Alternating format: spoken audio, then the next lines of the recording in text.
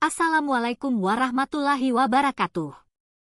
Siang yang membakar di atas kota Tirtawijaya menjadi saksi bisu ketika Ustazah Halimah, seorang guru mengaji muda berusia 28 tahun, dihentikan oleh dua oknum polisi brutal. Dari pemerasan, kekerasan, hingga sebuah konspirasi gelap yang menyeret pejabat tinggi, inilah kisah yang penuh dengan ketegangan, keberanian, dan misteri yang menggantung di udara panas kota pesisir itu. Siang itu, aspal di kota Tirtawijaya terasa seperti meleleh. Matahari berdiri tepat di puncak langit, menumpahkan panasnya tanpa ampun ke atap-atap seng dan beton, membuat bayangan pepohonan menyusut tajam dan hitam pekat. Jalanan utama dipenuhi deru mesin dan klakson kendaraan yang bersahutan, namun udara yang berat dan lembab membuat segalanya terasa bergerak dalam gerakan lambat. Ustazah Halimah, atau yang akrab disapa Umi Halimah, tetap mengendarai Vespa putih kesayangannya dengan sabar. Motor tua itu melaju pelan, suaranya yang khas seolah menjadi musik latar yang menenangkan di tengah hiruk-pikuk kota. Di jok belakang, sebuah keranjang rotan terikat erat, penuh dengan sayuran segar, sekantong beras, dan beberapa ekor ikan bandeng yang baru saja ia beli dari pasar induk Tirtawijaya. Keringat membasahi pelipisnya, menetes di sepanjang wajahnya yang teduh, namun ia tetap menatap lurus ke depan dengan sorot mata yang tenang. Perjalanan pulang bagi Umi Halimah bukan sekadar rutinitas, ini adalah momen hening di mana ia bisa merenung, melepaskan penat setelah tawar-menawar di pasar, dan bersiap untuk kembali ke rumah kecilnya yang damai. Angin yang berhembus nyaris tak terasa, hanya cukup untuk membuat gamis biru langit yang ia kenakan sesekali menempel di tubuhnya. Kerudung senada yang membingkai wajahnya berkibar sedikit setiap kali Vespa itu menambah kecepatan. Pandangannya menyapu sekeliling, mengamati orang-orang yang masih sibuk di sekitaran pasar. Para pedagang yang mulai berkemas, ibu-ibu lain yang menenteng tas belanjaan yang berat, serta anak-anak kecil yang berlarian di trotoar tanpa peduli pada sengatan matahari. Di tengah panas yang menggigit itu, Umi Halimah hanya ingin segera tiba di rumah, meneduh, dan melepaskan lelah. Namun, di balik ketenangan wajahnya, sebuah perasaan ganjil mulai merayap. Jalanan yang biasanya ramai dengan patroli resmi dari Polres Tirtawijaya hari ini tampak lebih lengang. Seolah ada sebuah ruang kosong yang sengaja dibiarkan. Hanya sesekali ia berpapasan dengan kendaraan lain, dan beberapa pengendara menatapnya singkat sebelum buru-buru mengalihkan pandangan. Umi Halimah tidak terlalu memikirkannya, menganggapnya hanya sebagai hari yang kebetulan sepi. Tapi entah mengapa, perasaan samar seperti firasat buruk mulai mengusik benaknya. Ia menghela napas panjang, mencoba mengusir perasaan itu dengan berzikir pelan. Baginya, hidup harus tetap dijalani dengan keyakinan bahwa Allah selalu melindungi hambanya. Namun ia tidak pernah tahu bahwa perjalanannya di jalanan kota yang panas itu justru akan membawanya ke sebuah peristiwa kelam. Peristiwa yang bukan hanya akan menguji kesabarannya sebagai seorang perempuan dan guru mengaji, tetapi juga akan membuka tabir tentang betapa pekatnya kegelapan yang bersarang di balik seragam kekuasaan. Bahaya yang mengintainya siang itu adalah awal dari sebuah konspirasi besar yang tak pernah ia bayangkan sebelumnya. Di sebuah persimpangan jalan yang biasanya ramai di pinggiran kota Tirtawijaya, hari itu suasana terasa janggal. Teriknya matahari membuat aspal berkilauan seperti fatamorgana, dan di tengah jalur itu berdiri dua sosok tinggi besar yang membuat siapapun enggan mendekat.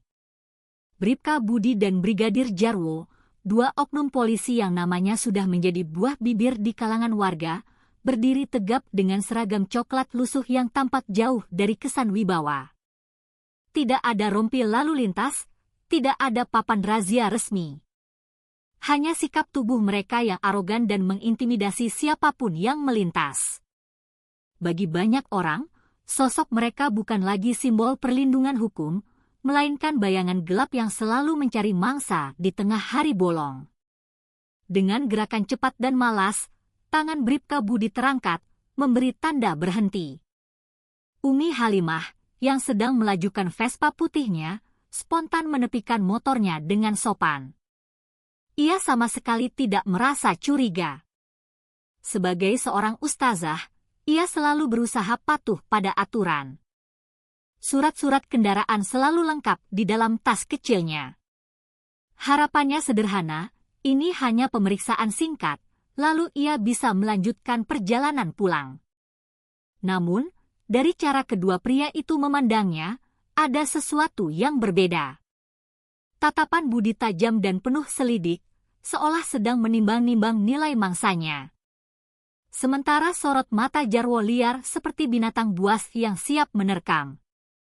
Udara di persimpangan itu terasa lebih berat, seolah menyimpan ancaman yang tak terlihat.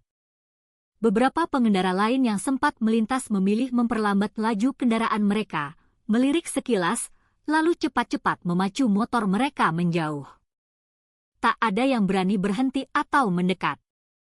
Warga kota sudah hafal dengan reputasi Budi dan Jarwo.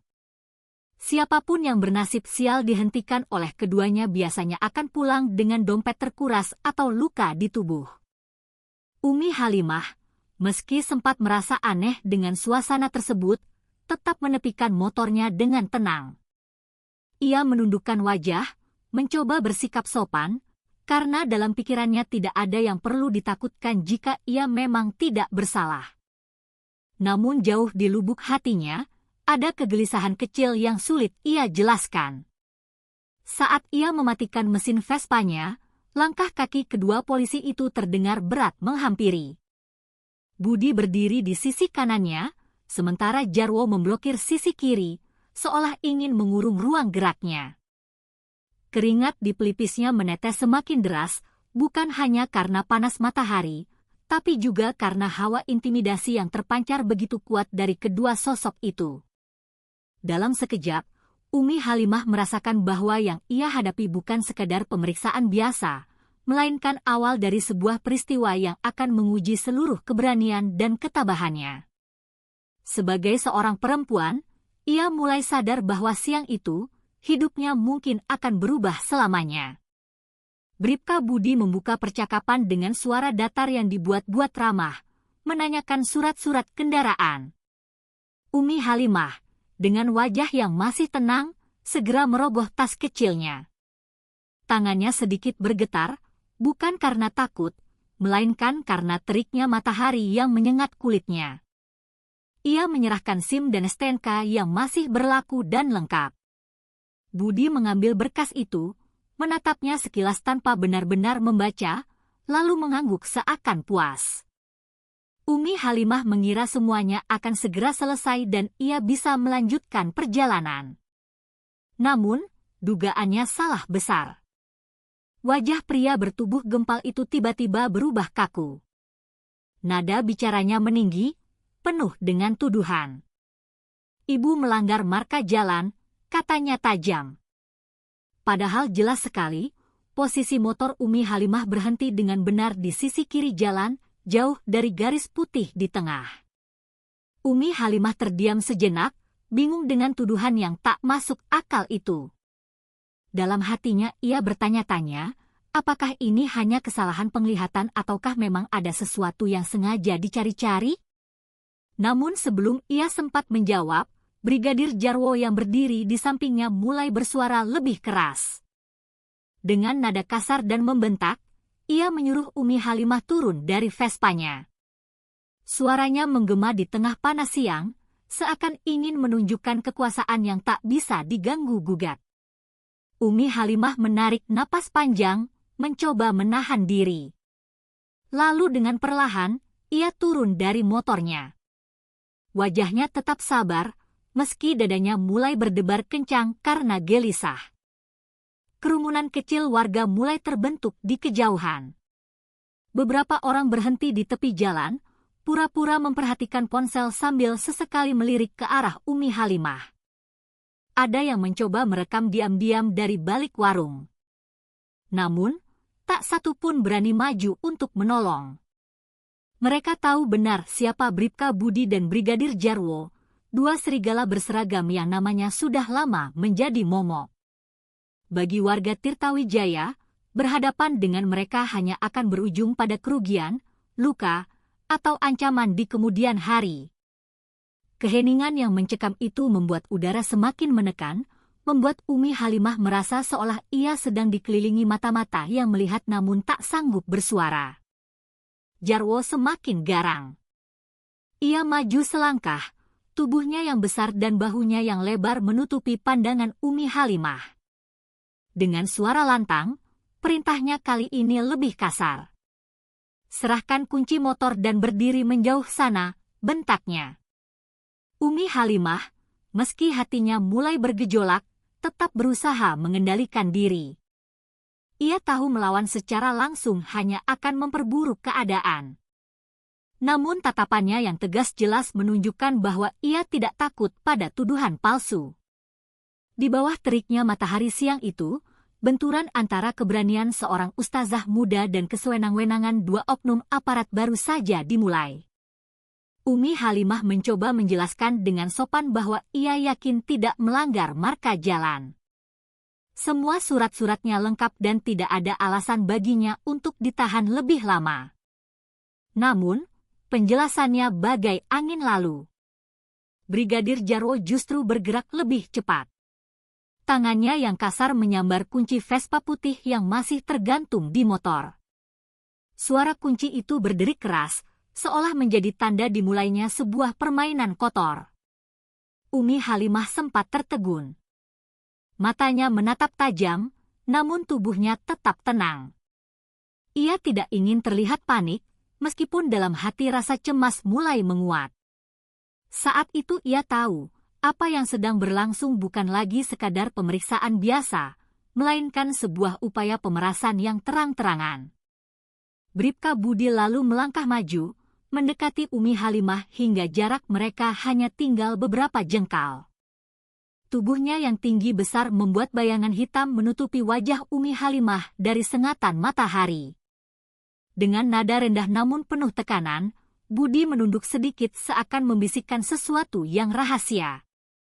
"Kalau mau motormu kembali dan urusan ini cepat selesai, serahkan saja 1 juta rupiah," bisiknya, bau rokok kretek menguar dari mulutnya. Jumlah itu jelas mengada-ada, sebuah angka yang tak masuk akal bahkan untuk pelanggaran lalu lintas terberat sekalipun. Umi Halimah terdiam sejenak, mencoba mencerna betapa kasarnya manipulasi yang sedang dimainkan di depannya. Kemudian, ia menegakkan tubuhnya. Sorot matanya yang teduh kini berubah menjadi berani, menatap lurus ke wajah kedua oknum itu. Dengan suara yang tegas dan jelas, ia menolak. "Saya tidak akan membayar sepeser pun untuk kesalahan yang tidak pernah saya lakukan," katanya. Baginya, hukum tidak boleh dipermainkan sesuka hati, terlebih oleh mereka yang seharusnya menjadi penegaknya.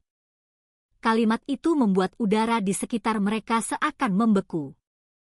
Beberapa warga yang mengamati dari kejauhan menahan napas, tak percaya ada seorang perempuan muda yang berani menentang dua sosok garang itu secara terbuka. Namun, keberanian Umi Halimah justru menjadi bara yang menyulut amarah Budi dan Jarwo. Wajah keduanya berubah merah padam. Jarwo mengepalkan tangannya yang sebesar buah kelapa, sementara Budi menggertakkan gigi hingga rahangnya mengeras. Mereka tidak terbiasa ditolak, apalagi oleh seorang perempuan yang mereka anggap lemah. Nada suara Umi Halimah yang tegas terasa seperti tamparan keras bagi ego mereka yang selama ini terbiasa ditakuti dan dituruti. Di siang yang terik itu, ketegangan meningkat drastis. Semua mata warga kini terfokus pada satu titik, seorang ustazah muda dengan gamis dan kerudung biru langit polos, berdiri berani menghadapi dua raksasa berseragam coklat yang haus kuasa. Dan dalam sekejap, keadaan pun berubah menjadi lebih mencekam dari yang bisa dibayangkan siapapun. Bentakan Jarwo berubah menjadi aksi brutal. Tanpa memberi kesempatan sedikit pun, ia mengangkat tangannya yang besar lalu menampar wajah Umi Halimah dengan keras. Pak! Suara tamparan itu menggema di jalanan yang panas, membuat semua orang yang mendengarnya terperanjat. Bibir Umi Halimah pecah, darah segar menetes di dagunya, mengotori kerudung birunya. Namun, ia tetap berdiri tegak dengan sorot mata yang menolak untuk tunduk.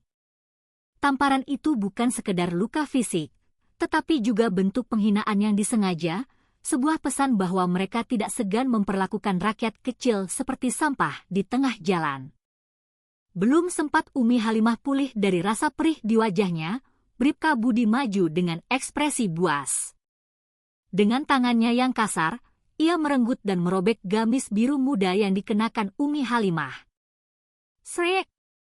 Suara kain yang terkoyak dari bagian perut hingga ke bawah membuat bulu kuduk warga yang menonton berdiri. Tubuh Umi Halimah yang gemetar kini semakin terlihat. Bukan hanya karena rasa malu yang luar biasa, tetapi juga karena rasa takut bercampur marah yang membakar dadanya. Budi melakukannya tanpa sedikit pun rasa iba, seolah mempermalukan seorang perempuan di depan umum adalah sebuah pertunjukan yang biasa. Tatapannya dipenuhi kepuasan, seakan ia sedang menunjukkan kekuasaan penuh atas korbannya. Tak berhenti di situ, keduanya menyeret Umi Halimah yang sudah lemah akibat serangan bertubi-tubi. Mereka membawanya ke sebuah tiang listrik besar di tepi jalan. Dengan tali tambang kasar yang entah dari mana mereka dapatkan, tubuh Umi Halimah diikat erat hingga tak bisa bergerak. Keringat bercampur darah menetes dari wajahnya. Gamisnya yang koyak memperlihatkan sebagian lengannya yang lebam, dan tubuhnya dipaksa bersandar pada tiang besi dingin yang menyakitkan. Pemandangan itu membuat warga tercekat. Ada yang menutup mulut dengan tangan karena ngeri. Ada pula yang memilih menunduk, pura-pura tidak melihat karena rasa takut yang mereka rasakan jauh lebih besar daripada keberanian. Semua tahu, siapapun yang mencoba melawan akan bernasib sama, atau bahkan lebih buruk. Sementara itu, Budi dan Jarwo justru tertawa terbahak-bahak. Suara tawa mereka terdengar kasar dan serak, kontras dengan jeritan hati Umi Halimah yang terbungkam. Bagi keduanya, peristiwa ini bukan lagi pelanggaran, melainkan hiburan yang menegaskan dominasi mereka di hadapan publik. Di bawah terik matahari siang bolong, ketidakadilan itu dipertontonkan tanpa rasa malu sedikit pun. Warga yang menonton hanya bisa berdoa dalam hati, berharap ada keadilan yang kelak datang, karena di saat itu, hukum dan kemanusiaan telah diinjak-injak di tengah jalanan kota Tirtawijaya. Setelah Budi dan Jarwo puas menertawakan aksi mereka dan meninggalkan lokasi dengan wajah pongah, suasana di jalan itu berubah hening seketika. Warga yang sejak tadi hanya bisa menonton mulai saling pandang, ragu-ragu antara ingin menolong atau tetap diam karena rasa takut masih mencengkeram. Keringat dingin membasahi wajah mereka, meski matahari masih menyengat. Akhirnya, keberanian itu muncul dari sekelompok warga yang tak tega melihat Umi Halimah terikat di tiang listrik dengan kondisi mengenaskan. Seorang bapak paruh baya dan beberapa pemuda mendekat. Dengan tangan gemetar, mereka melepaskan ikatan tali tambang yang menjerat tubuh ustazah muda itu, berusaha sehati-hati mungkin agar tidak menambah luka pada kulitnya yang sudah lebam. Tubuh Umi Halimah nyaris roboh ketika ikatan terlepas. Gamis biru mudanya koyak parah. Wajahnya berlumuran darah dan peluh, bibirnya bengkak dan matanya sayu menahan perih. Warga yang menolong segera menopangnya, sementara seorang ibu-ibu memberikan sebotol air mineral. Mereka buru-buru mencari angkutan kota untuk membawanya ke Rumah Sakit Umum Daerah Harapan Bangsa. Vespa putih miliknya masih teronggok di tempat kejadian, ditinggalkan begitu saja tanpa kunci. Jalanan yang tadinya ramai kini terasa menyesakan, karena setiap langkah Umi Halimah menuju rumah sakit seolah menjadi saksi bisu betapa kejamnya perlakuan dua oknum polisi terhadap seorang perempuan yang tak berdaya. Kabar tentang penganiayaan itu menyebar secepat kilat. Beredar dari mulut ke mulut di pasar, dari satu warung kopi ke warung lain, dan melesat cepat melalui grup-grup WhatsApp warga. Dalam hitungan jam, berita itu sampai ke telinga Brigadir Jenderal Santoso, seorang perwira tinggi TNI yang juga suami dari Larasati, sahabat dekat Umi Halimah. Awalnya, ia mendengar bisikan tetangga dengan nada penuh ketakutan, seolah apa yang terjadi terlalu mengerikan untuk diceritakan secara gamblang. Namun begitu ia mendengar nama Umi Halimah disebut, darahnya langsung mendidih. Dadanya bergemuruh, amarah naik ke ubun-ubun. Baginya, ini bukan sekadar kabar buruk, melainkan penghinaan yang tak bisa dibiarkan. Brigjen Santoso yang saat itu sedang bersantai di rumah, langsung bersiap tanpa pikir panjang. Dengan mengenakan kaos polos hijau army lengan pendek dan celana loreng TNI, ia bergegas keluar. Langkahnya cepat dan mantap, sorot matanya tajam, dan setiap gerakannya menunjukkan wibawa seorang prajurit yang terbiasa menghadapi medan perang. Baginya, prosedur bukan lagi prioritas. Ia tidak peduli pada aturan birokrasi, tidak peduli pada formalitas.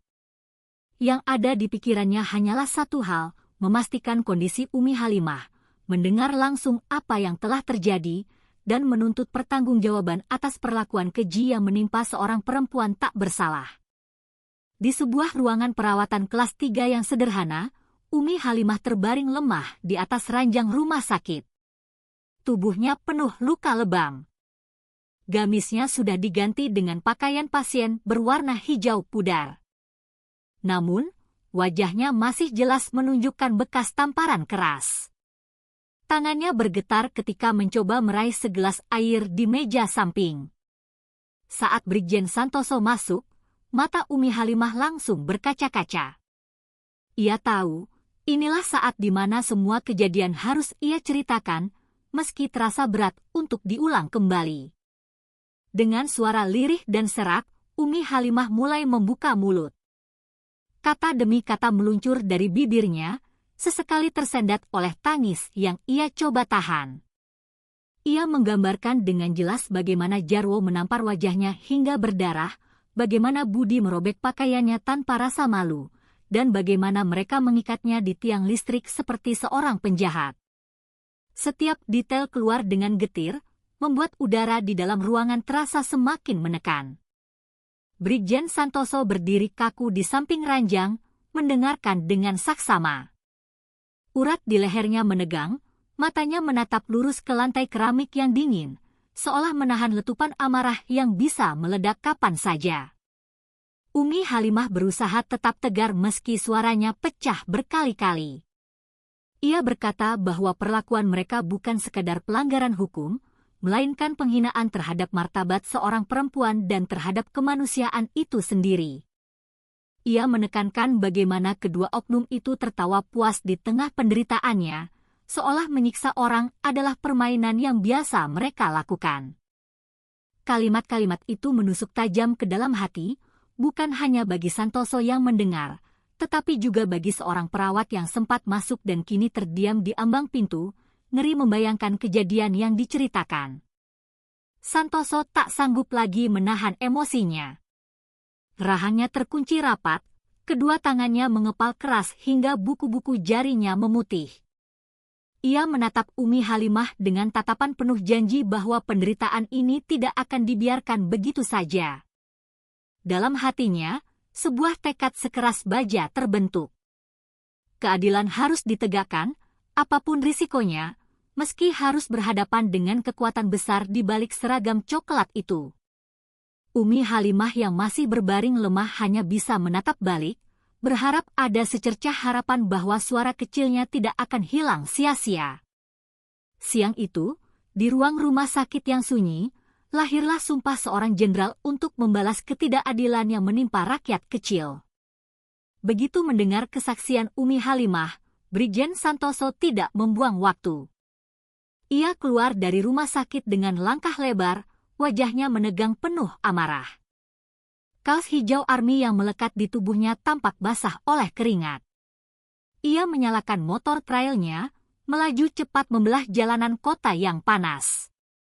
Setiap detik dalam perjalanan hanya dipenuhi satu pikiran, menemukan Bribka Budi dan Brigadir Jarwo, menatap wajah mereka langsung, dan menuntut pertanggungjawaban atas perbuatan biadab yang mereka lakukan. Sesampainya di markas Polres Tirtawijaya, Santoso melangkah masuk tanpa basa-basi. Para polisi yang melihat kedatangannya hanya bisa saling pandang. Sebagian terkejut, sebagian lain memilih berpura-pura sibuk. Sorot mata Santoso tajam, menusuk siapa saja yang berani menatapnya. Langkahnya berat dan mantap. Suaranya tidak keluar, tapi aura militernya terasa begitu pekat. Ini bukan kedatangan biasa. Ini adalah kedatangan seorang jenderal yang membawa murka. Namun, ketika ia bertanya tentang keberadaan Budi dan Jarwo, jawaban yang ia dapat justru membingungkan dan berbelit-belit. Sedang patroli, Jenderal. Tidak ada di tempat, Pak. Mungkin sedang di luar. Eko menatap wajah-wajah di sekitarnya, mencari sedikit saja tanda kejujuran. Namun yang ia temukan hanyalah kebisuan dan tatapan menghindar. Para polisi lain seakan bersekongkol dalam diam, memilih bungkam meski jelas-jelas mereka tahu lebih banyak. Informasi yang keluar begitu samar, seolah sengaja dipelintir untuk menutupi jejak kedua oknum itu. Rasa marah dalam dada Santoso semakin membara. Ia merasa seperti sedang berhadapan dengan sebuah tembok kokoh tak kasat mata yang sengaja dipasang untuk melindungi kedua bajingan itu. Kebenaran tampak terkubur di balik formalitas seragam dan ruangan berpendingin udara ini. Dada Santoso naik turun menahan emosi yang hampir meledak. Baginya, ini bukan lagi sekadar upaya mencari keadilan untuk Umi Halimah, melainkan sebuah pertarungan melawan sistem yang sudah membusuk dari dalam. Ia sadar Budi dan Jarwo tidak mungkin berdiri sendiri. Pasti ada tangan-tangan lain yang melindungi mereka, mungkin lebih tinggi, mungkin lebih berkuasa. Kantor polisi yang seharusnya menjadi tempat mencari keadilan kini justru berubah menjadi benteng pelindung bagi para pelaku kejahatan. Dan di dalam hati Santoso, tekadnya semakin keras. Tidak ada jalan mundur. Kebenaran harus digali, meski ia harus menantang kekuatan besar yang bersembunyi di balik seragam coklat itu. Di tengah ruangan lobi Polres yang terasa sesak oleh kemarahan yang tertahan, langkah kaki seseorang terdengar teratur mendekat. Seorang pria berusia 50-an muncul dengan seragam polisi lengkap yang rapi. Pangkat komisaris besar polisi terpampang jelas di kerahnya. Dialah Kepala Polres Tirtawijaya, Kombes Hartono. Tubuhnya tidak terlalu tinggi, sedikit buncit di bagian perut, namun gerakannya penuh wibawa palsu. Semua polisi lain segera memberi jalan, menunjukkan betapa besar pengaruhnya. Brigjen Santoso menoleh tajam, menatapnya penuh curiga. Ia tahu pria di depannya ini bukan polisi jalanan biasa, melainkan pemimpin yang memiliki kuasa besar di wilayah itu. Dengan langkah mantap, Kombes Hartono mendekati Santoso. Wajahnya menampilkan senyum tenang, seolah mencoba meredam api yang sudah menyala di dada sang jenderal. Tanpa banyak basa-basi, ia menanyakan apa yang sebenarnya terjadi. Santoso, meski masih marah, tetap menceritakan kronologi kejadian yang menimpa Umi Halimah. Suaranya berat, setiap kalimatnya dipenuhi tekanan. Beberapa polisi lain yang mendengar menundukkan kepala. Kombes Hartono hanya mengangguk perlahan, mendengarkan tanpa memotong.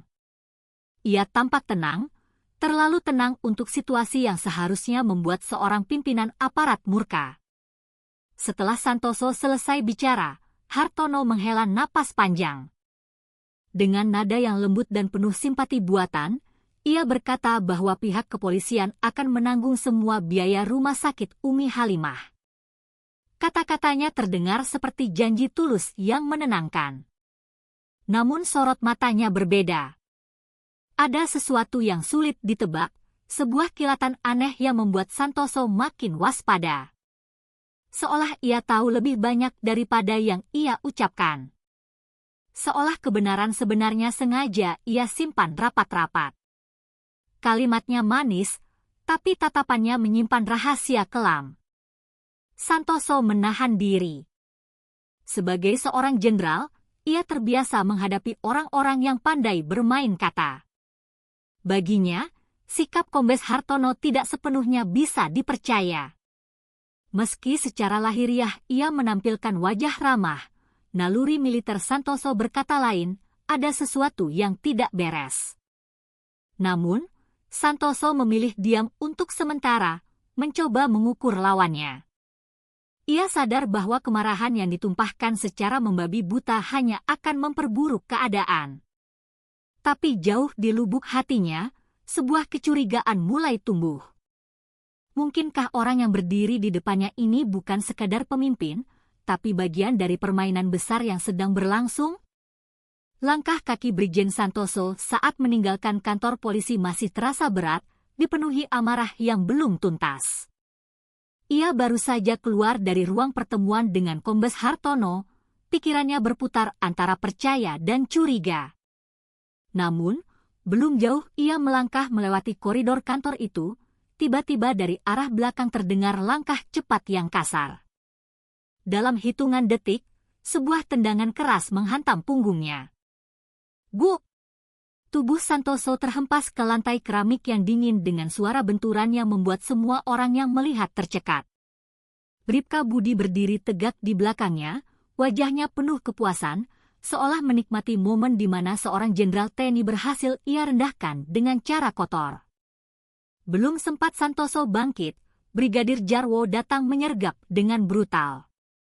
Tubuhnya yang besar dan kekar langsung menindih, menyeret Santoso keluar kantor dengan kasar.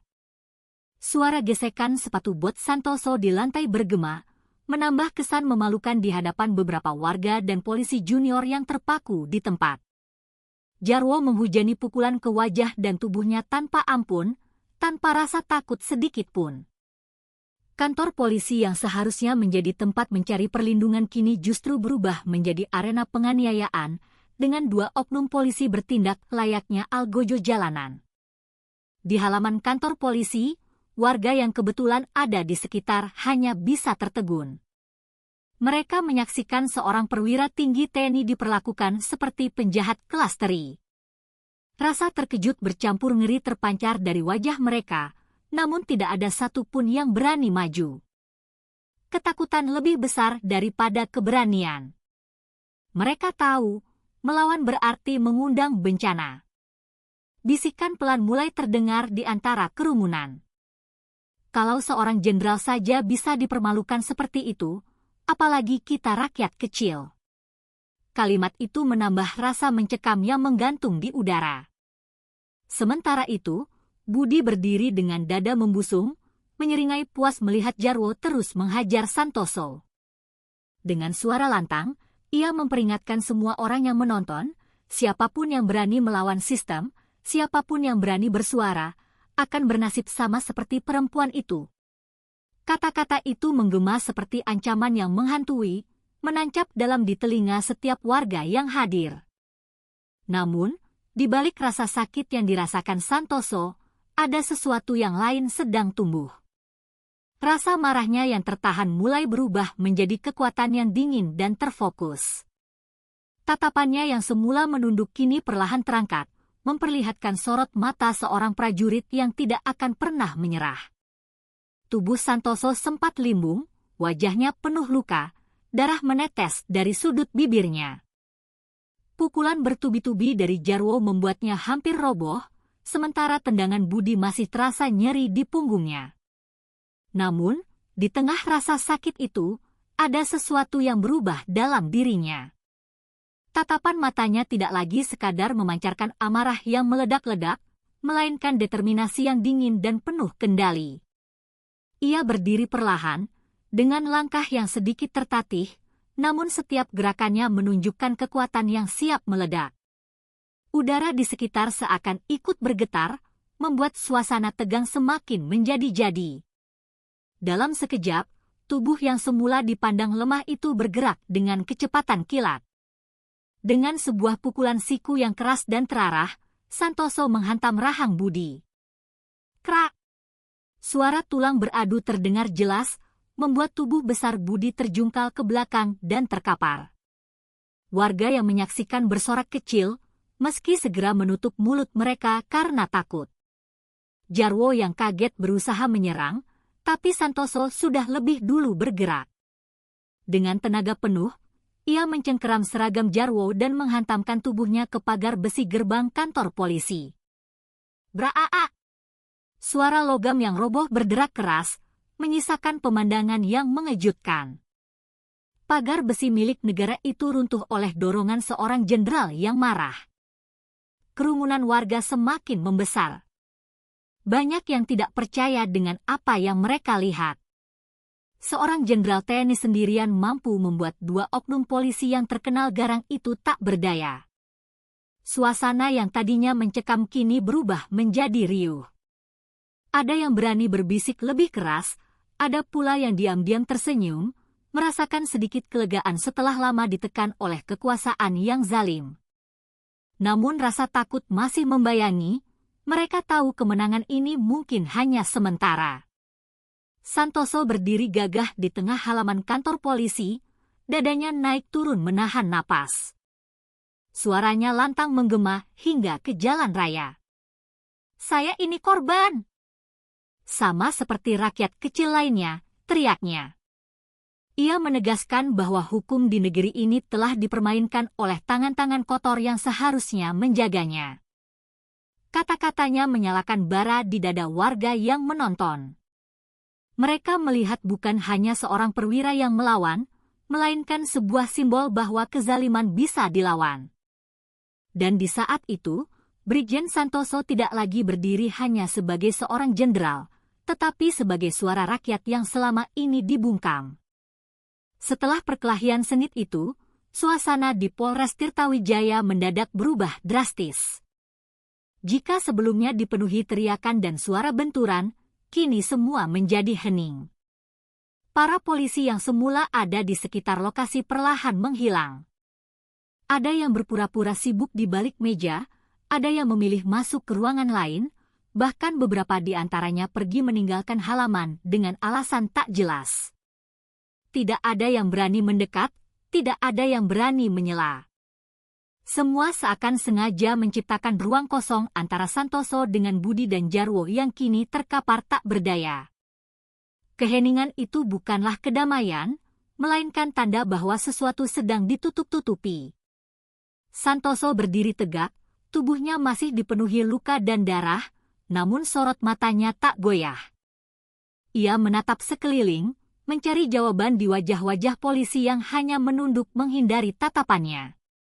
Sikap mereka terlalu tenang, terlalu pasif, seolah semua yang baru saja terjadi hanyalah sandiwara kecil yang tidak perlu digubris. Kecurigaan pun muncul dengan kuat dalam benaknya.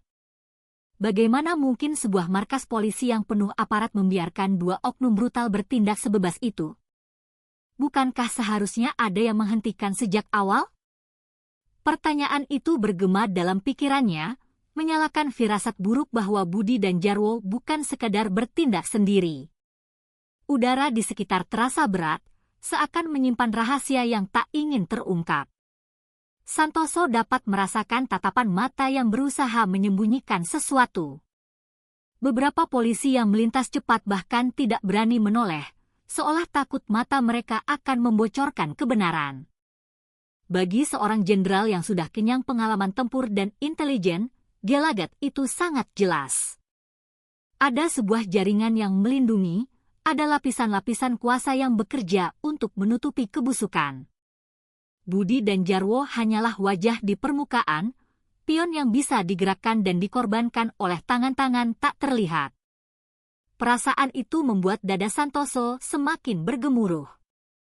Ia sadar dirinya sedang memasuki wilayah berbahaya, wilayah di mana hukum bukan lagi aturan, melainkan alat permainan. Keheningan yang menggantung di kantor polisi bukanlah ketenangan, melainkan tanda adanya kekuatan gelap yang sedang mengintai. Dan di saat itu, Santoso berjanji dalam hati, ia tidak akan mundur, kebenaran harus digali, dan siapapun dalangnya, cepat atau lambat akan terungkap. Malam itu, ketika suasana kota mulai lengang dan hanya suara kendaraan jauh yang terdengar samar, ponsel Brigjen Santoso tiba-tiba berdering. Nomor tak dikenal muncul di layar. Awalnya ia ragu untuk menjawab, Namun nalurinya mengatakan panggilan ini bukan panggilan biasa. Dengan suara berat, ia mengangkatnya. "Halo." Dari seberang terdengar suara serak, bergetar, dan penuh kecemasan. Orang itu tidak memperkenalkan diri, hanya buru-buru menyampaikan pesan dengan napas terengah-engah. Budi dan Jarwo bukan pelaku utama, Jenderal. Mereka hanya pion. Ada kekuatan lebih besar yang menggerakkan mereka, kekuatan yang bersarang di dalam institusi kepolisian sendiri. Santoso terdiam, mendengarkan dengan saksama setiap kata. Suara itu melanjutkan, mengatakan bahwa perlakuan kejam terhadap Umi Halimah bukan hanya kebetulan, melainkan bagian dari strategi terencana. Umi Halimah dipilih sebagai target bukan karena kesalahan di jalanan, melainkan karena statusnya sebagai ustazah yang dihormati dan berpengaruh di masyarakat. Dengan mempermalukannya di depan umum, pihak tertentu berharap rakyat kecil merasa takut, terintimidasi, dan tidak berani melawan ketika menghadapi kesewenang-wenangan aparat. Semua itu adalah pesan simbolis, siapapun bisa menjadi korban bila berani menentang sistem. Kata-kata itu membuat dada Santoso terasa panas.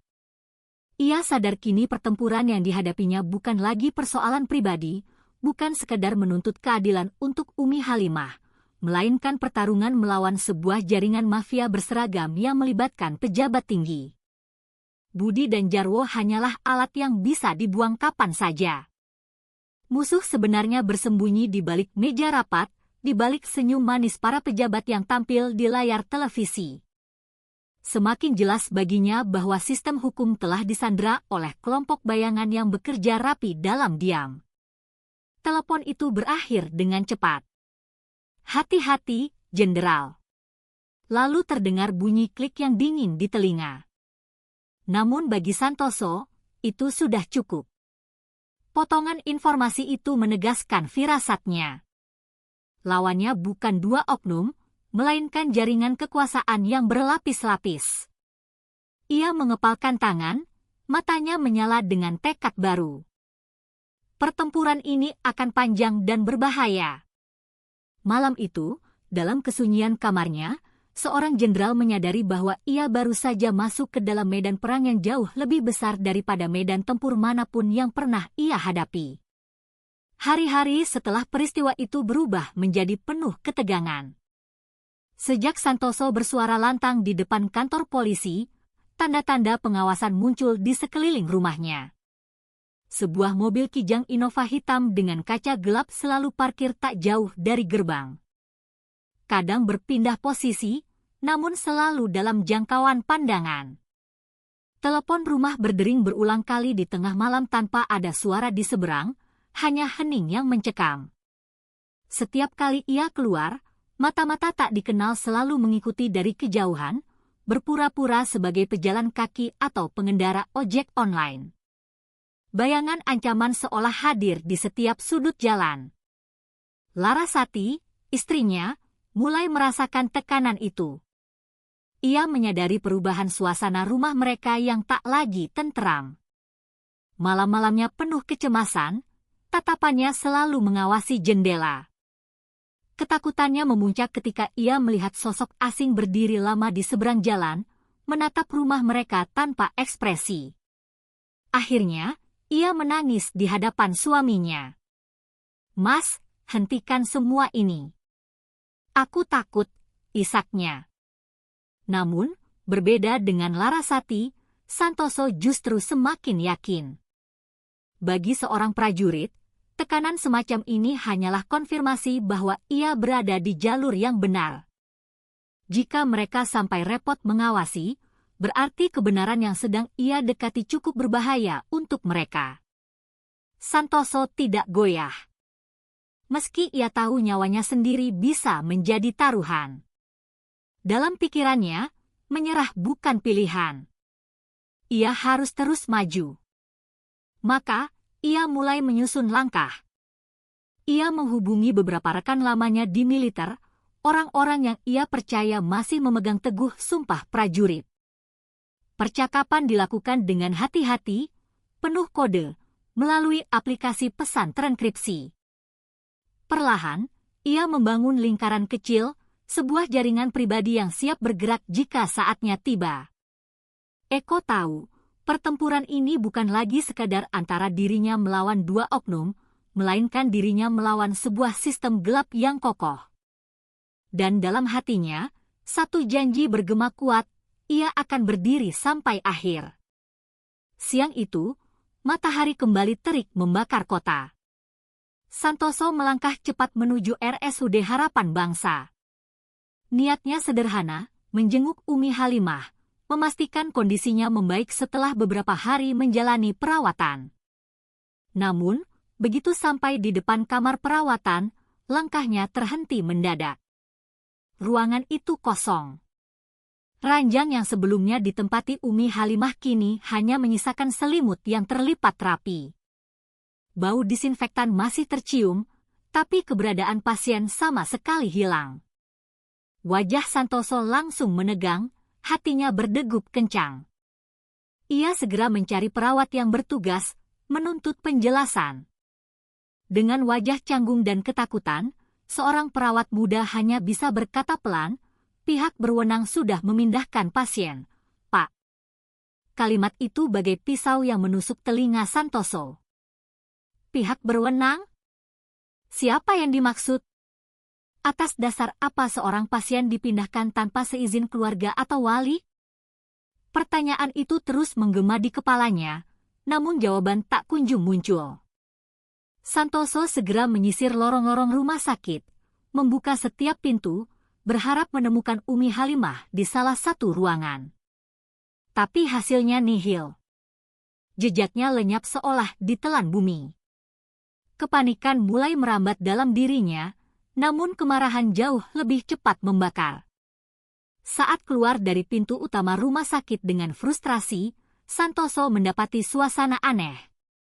Jalanan yang biasanya padat terasa lebih lengang. Tiba-tiba, sebuah mobil Fortuner hitam mengilap berhenti tepat di depannya. Kaca jendela mobil itu perlahan turun, memperlihatkan wajah yang tidak asing. Kombes Hartono duduk di kursi penumpang belakang. Seragamnya rapi, senyum dingin terlukis di bibirnya.